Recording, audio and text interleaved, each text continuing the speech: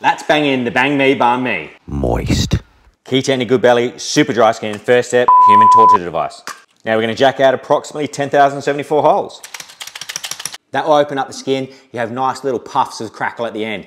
Now into the fridge, on a wire rack, uncovered for about 2 to 3 days. And the Aldi special, play with the big boys, we'll see. Now when you're pickling your veg, I much prefer to use a grater for the carrot because it's a nice, thin, even, consistent texture.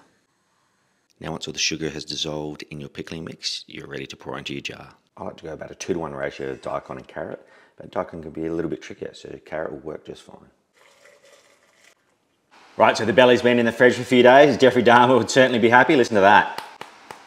Now we'll season the meat side, then a light brush of olive oil and a bit of salt on the skin side. We're gonna bang the award-winning Oz Dirt onto the meat side. Just ensure you don't get it onto the skin.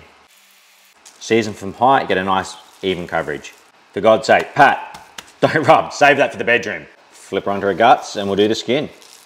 Light drizzle of olive oil and then just brush that so it's just a nice thin coat. As we know, oil conducts heat better than air. And a light coating of salt. Now we're going to place this into a tray with a rack, and we've got a bit of foil here, and that will angle the pork belly down. That will let the fat drain off the skin into the tray and stop it pooling on top, which will reduce the chances of you getting great crackle. Fast enough to slide now, but not enough to get a rush on your ass. Now you get a much better result if you're cooking this direct over fire and charcoal, but you know what, it's Sunday, and I can't be fucked, so it's going straight into the gas barbecue, and there's no reason why you can't do it too, or even the oven. So we've got the opportunity to render down the fat and have a nice crispy crackle at the end. Low temperature, about 160 Celsius, until it probes like butter, i.e. you can stick a skewer through the meat and it will glide through like butter. Then we're going to crank the heat up at the end to about 250 Celsius, get a nice crunchy crackle. Bang it in. Righto, the gas has been preheated to 160 Celsius. Straight in the middle, we've got 2 burners on the outside on. We're going to cook by convection. Righto, see you in a couple of hours. Use this time to do all your prep, so pick out your coriander, chop up your chilies and slice and dice your cucumber. Just a quick tip, if you start to get hot spots, just place a little alfoil over the top and that will protect it.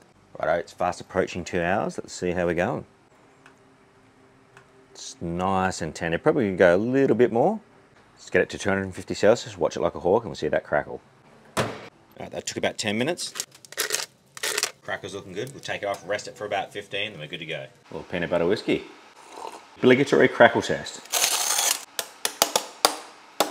Yeah, I know, get off my back. I know you should be flipping it over, cutting it that way, but we want the crunchy sound. Get a load of that. Melt in the mouth, still moist, crunchy crackle, can't get much better than that.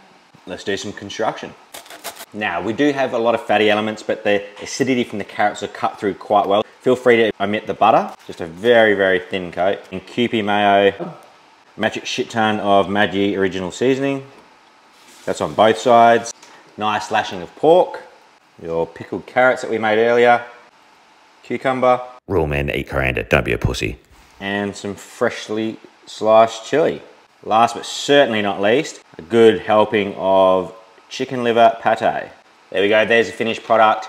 Got the cucumber, chili, pickled carrot, coriander, chicken liver pate, some butter on a Vietnamese baguette, and some of that amazing pork belly.